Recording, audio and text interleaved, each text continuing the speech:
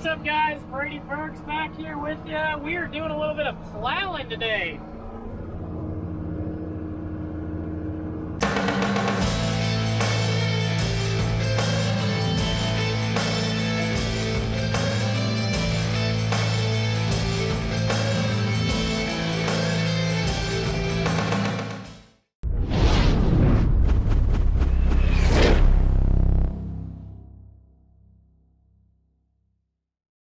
You'll ask yourself, Brady, why are you plowing? You have cover crops, you're a no-till farmer. Why? What's with the plow? Well, we've got some terraces that over time, with a lot of rain and snow and with no-till farming, because you're driving over them in the same spot with auto steer and things, the sprayer, the two tracks on the sprayer hit the terrace in the same place, it kind of degrades the terrace. And so what happens is when it rains, instead of the terrace flowing water to the waterway, it's broken and runs just a big ditch down through your field. So we're taking this plow here and we just make like 4 passes on a terrace to just throw some dirt back up on top of it, throw some soil on top of it, and kind of help it channel water again correctly. So stay tuned, we'll show you what we're talking about. No-till operation, we like to use cover crops. We're just doing this for soil health and management. So as you can see where the tractor's at, we just made a few passes over this terrace that's here, and then you can see the slope of the field.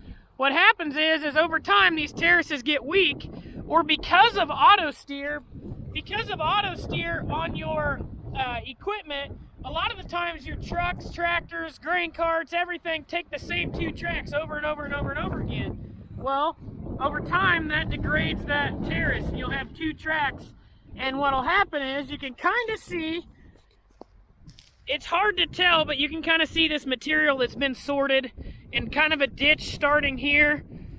This one's not as bad, but it just needed pushed back up so that it doesn't allow washouts here. Okay, we're back. I was trying to explain what we were doing here with this plow, and I looked over to where those burns, in the last video we were prescribed burning, and today it's like 80 degrees here. It is March, I have to look at the date. But it's like 80 degrees here today and the wind is howling. It's March 29th. And in that video I mentioned I'd went around and sprayed stumps and things, but that's what you gotta do when you prescribe burn. You gotta go back and kind of babysit that fire. Typically when you see that a fire gets out, it's not the day of the prescribed burn or the controlled burn. It's days later, things that are still smoldering, things that are hot that with a really heavy wind or low humidity kick back up. So as I was trying to do that last video there, I kind of looked over to where my fires were and just kind of scanning the horizon, and it was like, oh man, I might need to go check them. So we're plowing for a little bit and then we go and spray some water on some fires or what we think might be a problem area. And about the time we think our tank's full on our truck, we come back and go spray that water out, then we come back up and plow a little bit more. I don't know if you're going to be able to see it on the camera, but out there on the horizon there is a massive fire. It's about 4 miles wide right now according to the scanner, and we hope the best for everybody up there. We don't know how it got started, but we took a little hiatus. We ran up there, headed that way, trying to get a hold of a fire chief just to see if it got called in, and it did get called in, fire crews are on it. You know, not trying to be a hero or anything. Those guys have it. If they need help or whatever, or need us to bring something up there, a disc or a tractor, we will, but typically just stay out of those guys' way. That's what you got the fire department for, they're on it. What we're doing here with this plow, it's a 5-bottom plow, 1, 2, 3, 4, 5. Yep, 5-bottom plow. And we're just making 4 passes on a terrace, give or take. And what that does is just kind of berm the terrace up better so that we can control erosion, get the water flowing back better. Boy, that fire is getting big out there. And yeah, just overall, over time, those terraces settle down and things, and if they settle down too much, water just runs over them instead of with them. And so we're just doing a little bit of farm management. Yes, we're no-till. Yes, we use cover crops, but every once in a while you got to use some tillage just to kind of fix up some bumps and bruises in your farms. I apologize about the audio. I'm gonna have to talk about this in the tractor or do a voiceover if this audio doesn't turn out. But you can see this washout right here. The wind's blowing so hard my headset blew off. There's a big washout here. There's actually supposed to be a terrace that comes across here. You can just kind of see the ridge barely. And you can see how it's washed out, how it needs to be right here. How it's washed out over the side of this hill. So we're gonna back into this, pull into this with this plow, and give her the onion.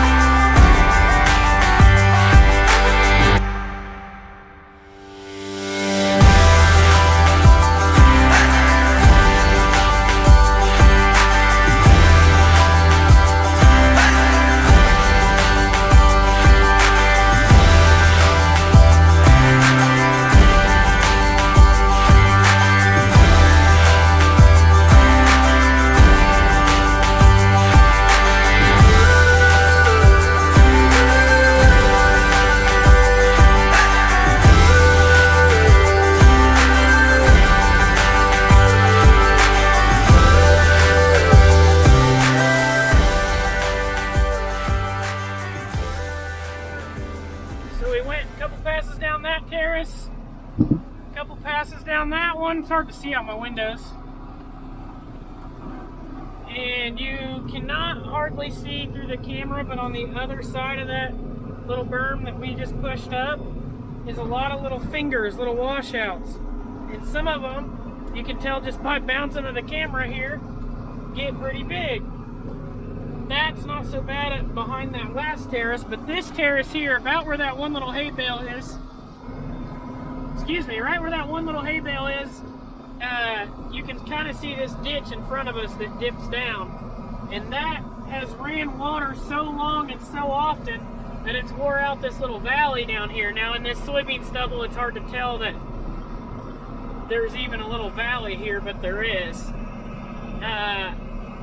You're going to see it real good here in a second. But anyway, every year we seal this up with a pan scraper, with a disc, with a field cultivator, everything. There it is right there. And it just washes out again because that terrace above it was blown out. So hopefully we firmed it up enough with this plow that we don't have that issue anymore. Since we're over here, we're just going to turn over our old bird food plots. A lot of material for this plow. It kind of wants to plug up. Again, this is just kind of experimenting. We have years and years and years of residue here and weed seed, and so we're just going to turn it over onto itself. Getting kind of offline there, aren't I? And just see. Obviously, we're not going to implement the plow over our row crop acres today, nor do we want to, but we're using it to push up these terraces, and then while we're here, we're going to turn over some of our bird food plots and just see if there's a yield bump. You know, because we don't harvest these plots, there's just years of material that kind of just need to get stirred up. You know, we try to graze them and stuff, but we're not going to graze these plots this year. So I got way off, didn't I, trying to video and drive. Anyway, we'll check back, see what happens with these.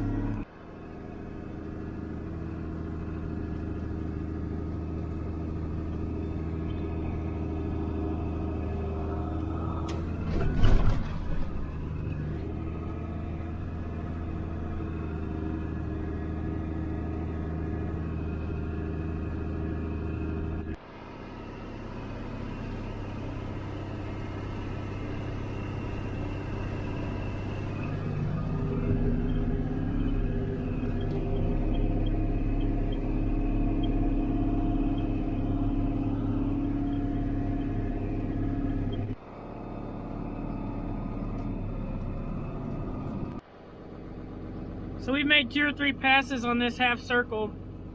We don't really want to push this terrace up too much because it's not real bad, except for right here where this, you see this half circle come around, and then you see this little dark spot down through here, down through this valley. It's because the water, when it rains a lot, comes around, follows this terrace, and then the terrace breaks and it runs right down through that valley. And over time, you get a big rain, it just keeps washing and washing and washing. You're washing your topsoil away, you're washing your fertilizer away.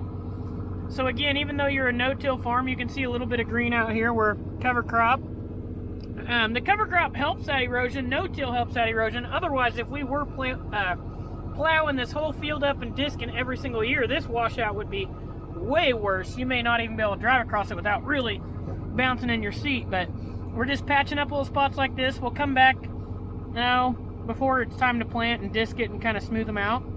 But we're just kind of fixing little washouts.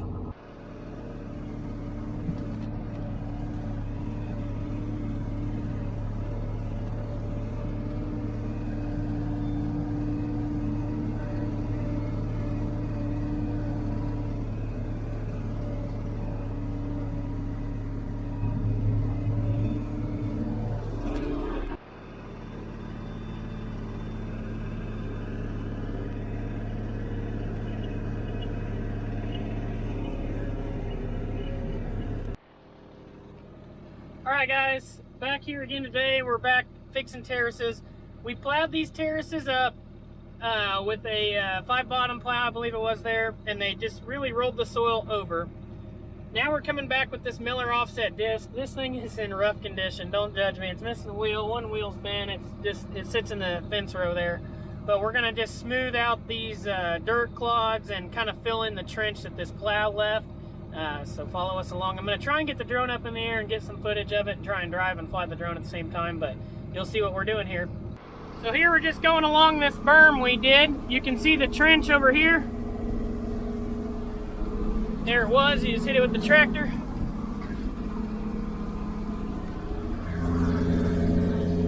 Just kind of filling it in.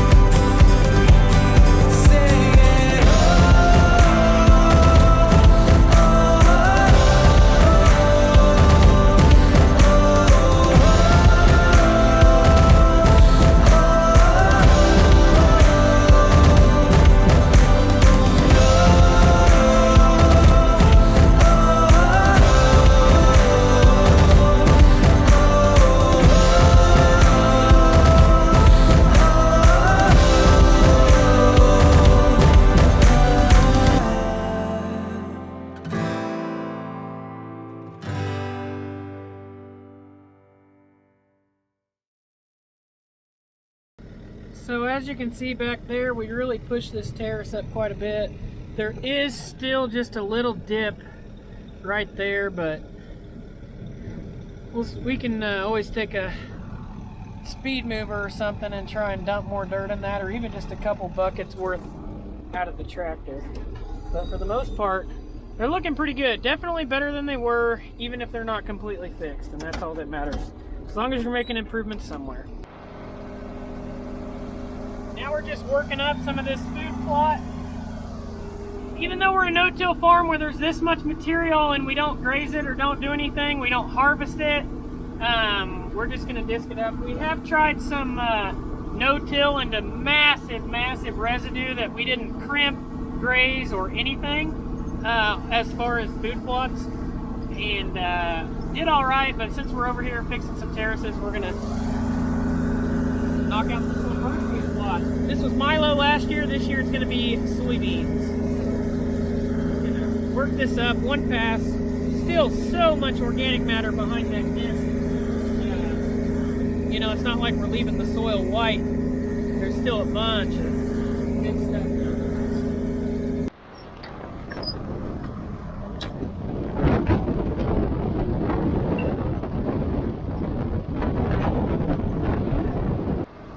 So this little terrace, whoa.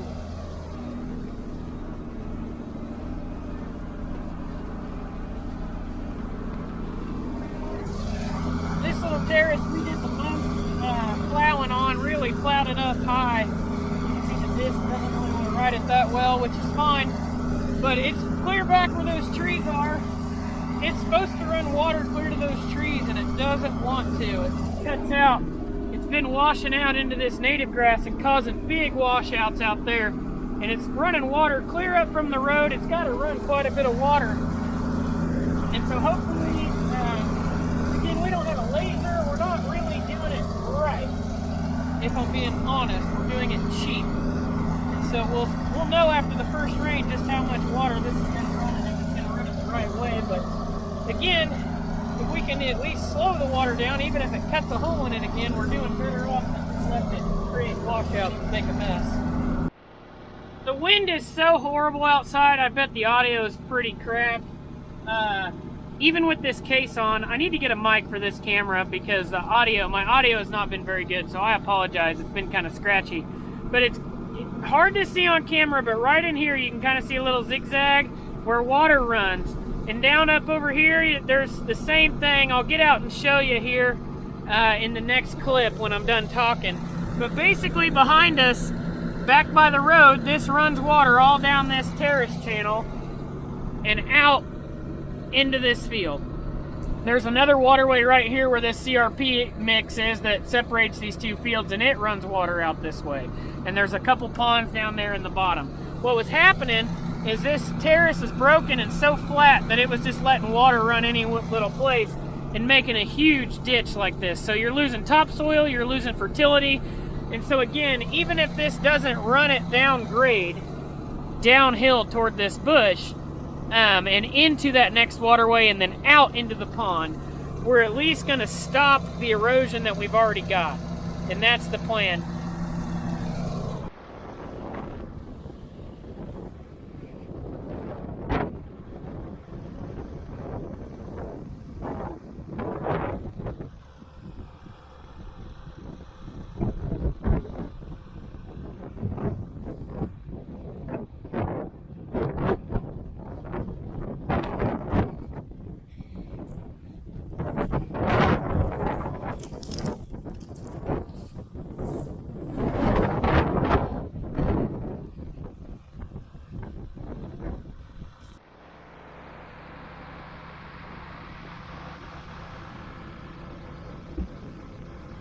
The other thing people might wonder is what's all this green stuff out here that I'm disking under? It's cover crop. I would love to be doing this when the cover crop's like waist tall and be incorporating all that organic matter and green manure, but I'm afraid if the cover crop gets too tall, I won't be able to see these little washouts. So we're doing it now, and we're getting ready to spread fertilizer, and we haven't had rain in so long that I'm anxious to see how well these work that if they don't work, we might be able to come back in and patch them again before we actually plant our milo in this field. And that's one of the goals with these cover crops as well. I'm hoping to be able to demo a roller crimper. I'm working on it, and if we get to, I'll definitely be videoing it. But one thing we want to try this year is roller crimping down this cover crop and then planting into it. I'm going to probably do a video on a cover crop tour and the different cover crops we have and the goals with them. But talking about some of these washouts and pushing up terraces, with all that organic matter on top of the soil laid down like a mat, even if we didn't fix some of these washouts, I think that would help big time with some of the erosion and things. Because it's not a huge erosion problem that we have, but we're fixing it before it becomes a huge problem. A giant ditch, a giant washout, something that'll swallow a truck, tractor, or tire, you name it. But anyway, we fix these cheaply. We don't have to hire a dirt moving crew, a terrace building crew, a tiling crew, things like that. And then plus with our cover crops, hopefully we can squeak by another 10, 20 years. If I was made of money, I'd love to have a dozer in here and redo all these terraces. I did that at the farm by our house, and I mean, money well spent.